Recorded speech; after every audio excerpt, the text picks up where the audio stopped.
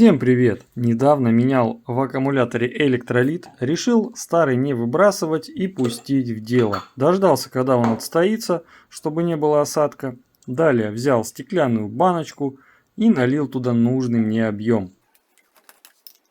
Следующим шагом нужно добавить немного пищевой соли из расчета 1 литр электролита на 1 столовую ложку соли.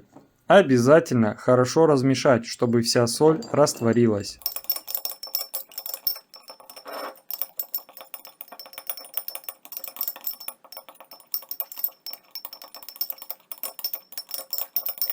Далее, из домашней аптечки я забрал остатки полисорба, так как жена уже купила новую большую банку к Новому году.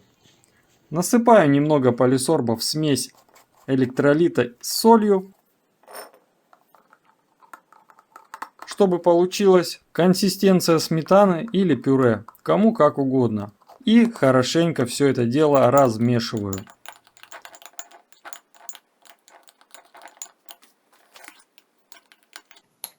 Должно получиться примерно вот так, как на видео. В принципе и все. Получился гелеобразный и очень хороший удалитель ржавчины, который не стекает. И его очень удобно наносить на любые поверхности. Например, для обработки днища автомобиля. Чтобы показать, как он работает, я взял очень ржавый отрезок листового металла и нанес на него снизу и сверху небольшое количество получившегося геля, чтобы продемонстрировать, как он держится и не стекает.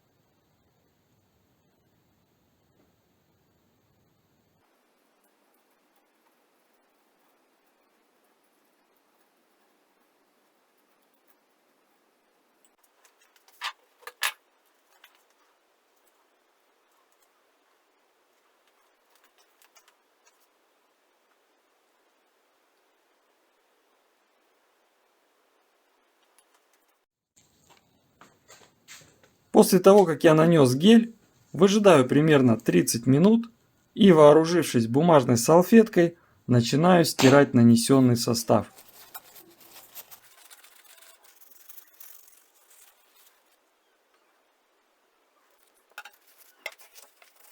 Как вы могли заметить, результат получился просто шикарный.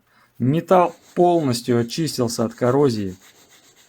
Работает, на мой взгляд, в разы лучше магазинных аналогов.